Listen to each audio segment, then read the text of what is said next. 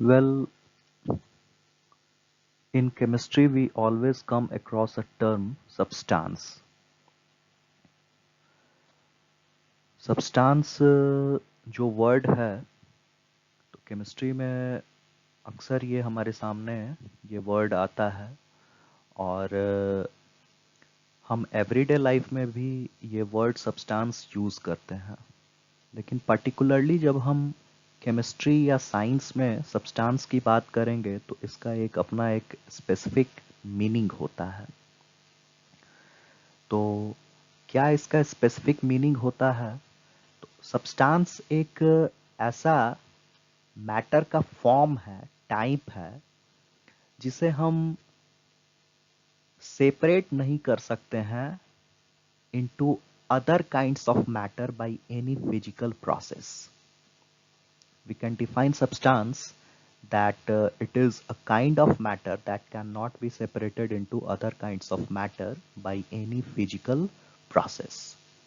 Substance का बहुत सारा examples हो जाएगा, जैसे iron, copper, gold, silver, zinc, sodium chloride, sugar, water, etc. There are so many substances. Actually substance का जो डेफिनेशन है वो बहुत ही इजी है, बट बेसिकली इसमें हमें समझना क्या है। तो हम लोग सबसे पहले एक छोटा सा एग्जांपल लेंगे। लेट्स सपोज दैट कि हम half spoon sodium chloride that is common salt को वाटर में डिसॉल्व करते हैं और एक स्पून से उसे हम स्टीयर करके डिसॉल्व कर देते हैं।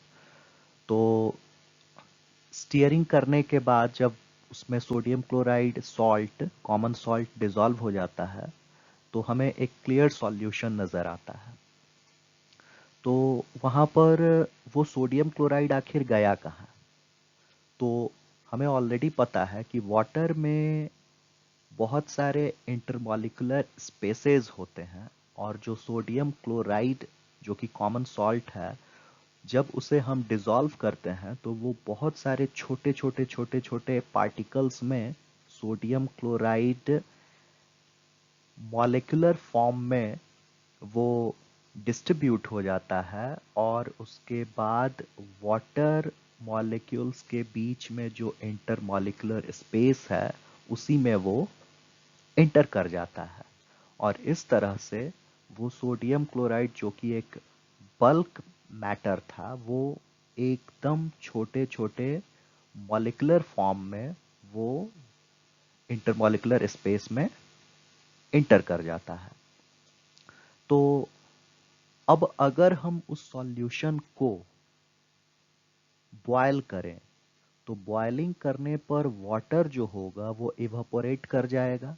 उस इवापोरेटेड वाटर को हम चाहें तो फिर से कंडेंस करके एक जगह कलेक्ट कर सकते हैं और बॉइलिंग के बाद सोडियम क्लोराइड उस यूटेंसिल में उस यूटेंसिल के बॉटम पर नीचे क्या होगा कि बच जाएगा। तो यहाँ पर दो बात पर गौर करना है कि जब हमने उस सॉल्यूशन को बॉयल किया तो वाटर जिसका मॉलिक्यूलर फार्मूला H2O होता है और उसे हमने अलग कंटेनर में कलेक्ट किया, तो वो H2O जो है ऐसा नहीं है कि उसका हाइड्रोजन गैस और ऑक्सीजन गैस अलग अलग हो गया, वो अभी भी H2O ही है। मतलब कि इस फिजिकल प्रोसेस बॉइलिंग जो फिजिकल प्रोसेस है इससे हमने H2O का जो स्ट्रक्चर है उस स्ट्रक्चर को हम चेंज नहीं कर पाए। इस फिजिकल प्रोसेस से उस H2O को हम बदल नहीं पाए और उसी तरह से सोडियम क्लोराइड कॉमन सॉल्ट जिसे हम लोग NaCl कहते हैं, तो इस फिजिकल प्रोसेस से ऐसा नहीं है कि सोडियम क्लोराइड जो है वो सोडियम और क्लोरीन अलग अलग बट गया, अभी भी वो सोडियम क्लोराइड ही रहा। तो फाइनली इनका फिजिकल प्रोसेस से स्ट्रक्चर या कॉम्पोजिशन हम लोग नहीं चेंज कर पाए और हम लोग नहीं कर सकते हैं, इनका फिजिकल प्रोसेस से कॉम्पोजिशन को चेंज नहीं कर सकते हैं। तो फाइनली हम सब्सटेंस को कह सकते हैं कि it is a kind of matter that cannot be separated into other kinds of matter by any physical process. Example, I think example से आप लोगों का क्लियर होगा। अब एवरीडे लाइफ में हम लोग सब्सटेंस बोल देते हैं। एवरीडे लाइफ में हम मिल्क को सब्सटेंस बोल देते हैं, हम शुगर सॉल्यूशन को सब्सटेंस बोल देते हैं, हम सॉइल को सब्सटेंस बोल देते हैं, लेकिन दे आर नॉट सब्सटेंस। अभी नेक्स्ट के वीडियो में मैं आपको मिक्सचर के बारे में बताऊंगा, लेकिन अभी particularly soil, milk, sugar solution, salt solution, ये सब सब्सटेंस नहीं है, ये सब मिक्सचर के कैटेगरी में आता है। तो अगर हम सब्सटेंस का साइंटिफिक मीनिंग की बात करें तो it is a single pure form of matter.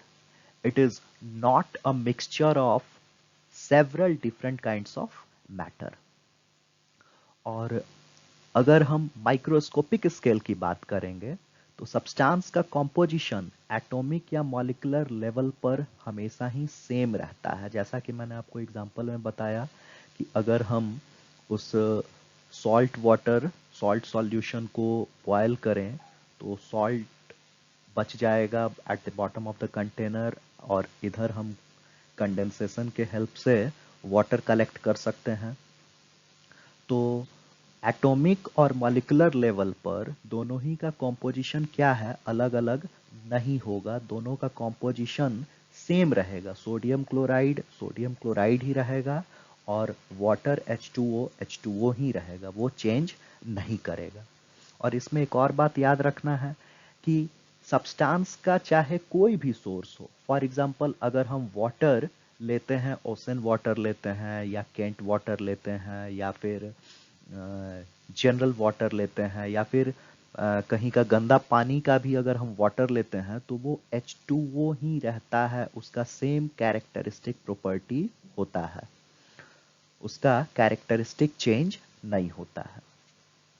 अब फाइनली एक लास्ट में कंक्लूजन के तौर पर हम लोग सब्सटेंस को कह सकते हैं कि इसके साइंटिफिक मीनिंग को ध्यान में रखा जाए तो सब्सटेंस का मतलब सिर्फ एलिमेंट और कंपाउंड होता है।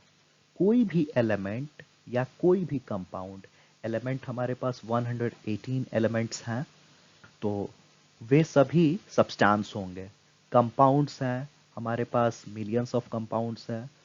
एग्जाम्पल के तौर पर आपने देखा सोडियम क्लोराइड हो गया, सुक्रोज हो गया, ग्लूकोज हो गया, फ्रुक्टोज हो गया, वाटर हो गया, एंड और भी बहुत सारे कंपाउंड्स हैं। तो एलिमेंट्स और कंपाउंड्स को ही सिर्फ सब्सटेंस हम कहेंगे। और यहाँ एक और बात का ख्याल रखना है कि सब्सटेंस कहीं कहीं किसी किसी बुक में प्योर सब्सटेंस लिखा रहता है, तो it is a misconcept. Substance का मतलब ही होता है कि वो है, तो उसे हम लोग प्योर सब्सटेंस नहीं कहेंगे। ये बिल्कुल वैसे ही बात हो जाएगी जैसे अगर हम किसी अच्छे लड़के को गुड बॉय न कहकर गुड गुड बॉय कहें, तो ये बिल्कुल एब्सर्ड होगा। तो इसलिए सब्सटेंस के कॉन्टेक्स्ट में आपको याद रखना है कि हम प्योर सब्सटेंस नहीं बोलेंगे, हम सब्सटेंस वर्ड को सिर्फ सब्सटेंस के तौर पर ही बोलेंगे, उसमें प्योर वर्ड पहले हम ऐड नहीं करेंगे। और जब हम लोग मिक्सचर की बात करेंगे तो मिक्सचर के लिए इम्प्योर सब्सटेंस भी कहना बिल्कुल गलत होगा। तो खैर वो मैं नेक्स्ट वीडियो में आपको बताऊंगा मिक्सचर के बारे में।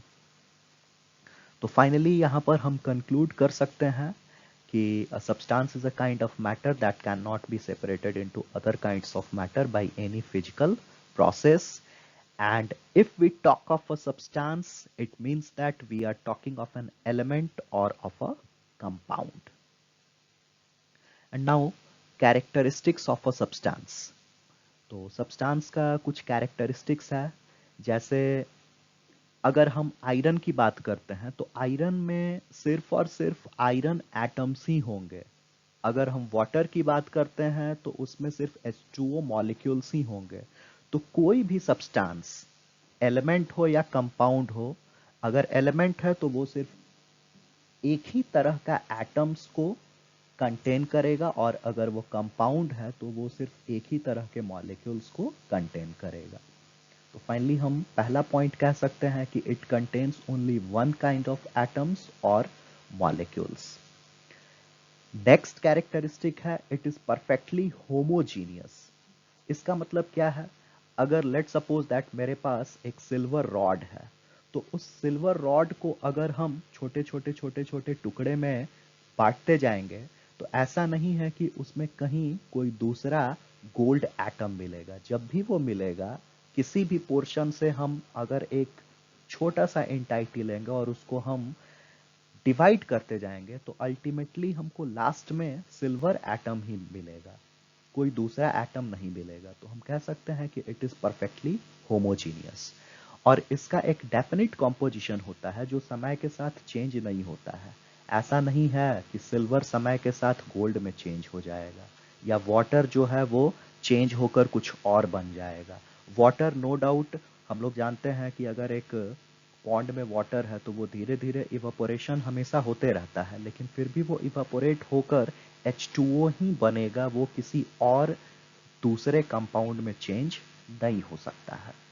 और लास्ट इसका कैरेक्टरिस्टिक है कि जो भी सब्सटेंस है उसका एक डेफिनेट मेल्टिंग पॉइंट होता है, बॉइलिंग पॉइंट होता है, डेंसिटी होता है, रिफ्रैक्टिव इंडेक्स होता है, और भी कुछ प्रॉपर्टीज हैं जो डेफिनेट होता है, वो चेंज नहीं करता है। हाँ, सब्सटेंस में अगर इम्प्योरिटीज की हम बात करेंगे, तो उस केस में क्या होगा कि उसका कुछ कैरेक्टरिस्टिक प्रॉपर्टी चेंज कर जाएगा। जैसे अगर हम वाटर लेते हैं, तो वाटर का जो बॉइलिंग पॉइंट है वो 100 डिग्री सेल्सियस है। और अगर उसमें हम लेट सपोज दैट कि कुछ इम्प्योरिटीज मिला देते हैं, तो उस परिस्थिति में उसका बॉइलिंग पॉइंट क्या होगा, वो चेंज कर जाएगा। लेकिन जब तक वो एक सब्सटेंस के फॉर्म में है, वो वाटर है, उसमें कोई इम्प्योरिटी मौजूद नहीं है, तब तक उसका बॉइलिंग पॉइंट 100 डिग्री सेल्सियस ही रहेगा। तो आई थिंक कि सब्सटेंस आपको इस वीडियो से समझ में आ जाएगा। और इस वीडियो को आप लोग लास्ट तक सुनिए, और कम से कम 2-3 बार सुनिए, क्योंकि ऐसा नहीं है कि आप एक बार सुनिएगा तो आपको सारी बात बहुत अच्छे से समझ में आ जाएगी। और मैंने इसे इस तरह से बनाया है ताकि आप इसे सुन भी सकते हैं और एज ए नोट्स आप अपने कॉपी में नोट डाउन भी कर सकते हैं। तो बहुत ज़रूरी है, कम से कम 2 बार 3 बार इसे पूरा सुनिए और ध्यान से सुनिए। और लिखते वक्त थोड़ा ध्यान देना होगा, और थोड़ा सा फिजिक्स हो या केमिस्ट्री हो या बायोलॉजी हो या कोई भी सब्जेक्ट हो, उस पर आपको थोड़ा सा विचार जरूर करना होगा, मतलब थिंकिंग, कि क्या आपसे कहा जा रहा है। और थोड़ा सा जब आप थिंक करने लगिएगा, ये एक हैबिट डेवलप करना पड़ेगा। तो जब ये हैबिट डेवलप हो जाएगा, तो फिर आपको प्रॉब्लम नहीं होगी। But you will have to just inculcate the habit to listen a thing twice, thrice, 4 times, 5 times. Then you will be able to just understand a topic in a clear way. Thank you.